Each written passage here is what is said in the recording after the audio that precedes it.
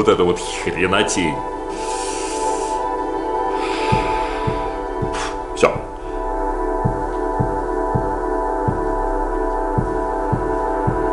Первым делом, ребята, я вам хочу сказать, что, в принципе, американская контора Audio Research, я считаю, делает практически идеальную ламповую технику. Это значит, что у нее в звуке есть характер лампы, но нет ламповых недостатков, а именно вот этой всей вот мути, каши, отсутствия атаки и всего этого, которые некоторые любители лампы, кстати говоря, очень ценят, но не я. Ну да, вот в системе, где по 50 тысяч евро за коробку, там звук идеальный.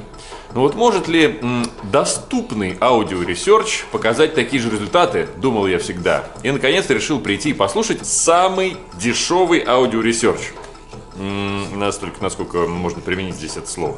Собственно говоря, предусилитель и усилитель мощности из самой начальной линейки Audio Research под названием Foundation. Стоят вместе меньше 1,5 миллиона. То есть по меркам Audio Research это вообще какие-то копейки для начинающих и нищебродов. Пред называется LS28, построен на 4 лампах, без обратной связи, в суровом классе. Балансный, переключатель входов, ручка громкости, больше ничего нет. Стереофонический конец называется VT80, мощность 75 Вт на канал, построен на 4 лампах KT120. Трансформаторы, автоматическая подстройка стока смещения, в общем, типа очень все удобно и хорошо. Ну, кстати, в крейсерском режиме потребляет 410 Вт. То есть вот это вот такой, значит, самый простой хай-энд, который может себе позволить скромный обладатель 1,5 миллиона на систему. 1,5 миллиона, блин, на один только усилитель из 2 коробок. Достаю, короче говоря, Арва Пярта и Трента Резнера и иду слушать, чтобы ему жизнь медом не казалась.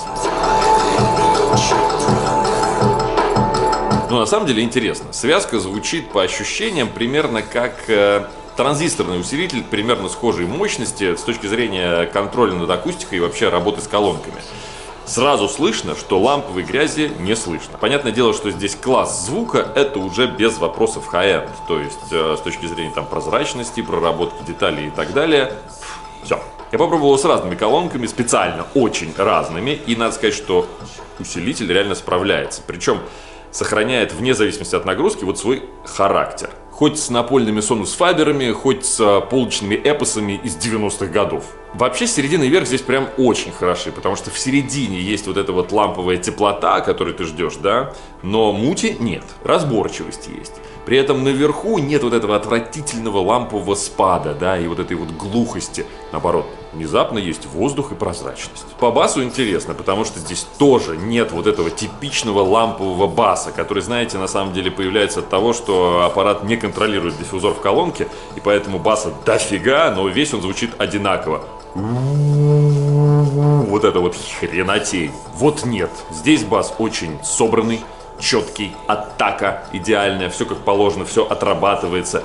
И да, конечно, дискотеку на этом не устроишь, и сатанинских ударов здесь не будет. Но поскольку это аппарат реально сделанный адекватно и серьезно, то здесь нет вообще жанровых предпочтений. То есть слушать можно все. Причем при этом всем слышно, что это именно лампа, потому что у баса очень характерный такой, знаете, бархатистый окрас. Очень приятный, но при этом она быстрая и с правильной атакой. То есть реально можно и нин поставить, можно и сочненькое техно зарубить, то есть все как положено.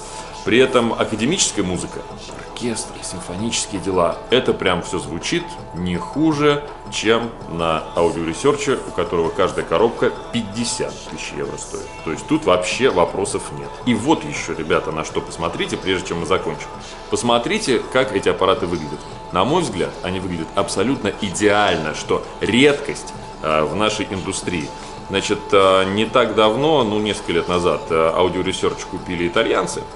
И теперь стилем компании занимается паренек из Веченцы по имени Ливио. Так вот, я с этим Ливио опрокинул не один стаканчик Супер Тосканы. И могу вам сказать, парень — это голова. Потому что вот он сделал продуктовый дизайн по самому высшему разряду. То есть, понимаешь, если ездишь на свежем купе Мерседесе, то вот когда берешься за эту штучку, как бы дискомфорта не возникает.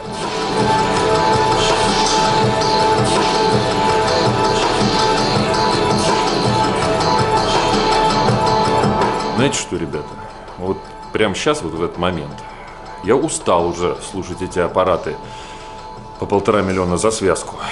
Потому что, ну да, аудиоресерч прекрасно выглядит. Да, звук выдает и за 50 тысяч за коробку, и за 10 тысяч за коробку. Звук есть, все зашибись, играет идеально. Но нам-то вот как теперь с этим жить, а? А?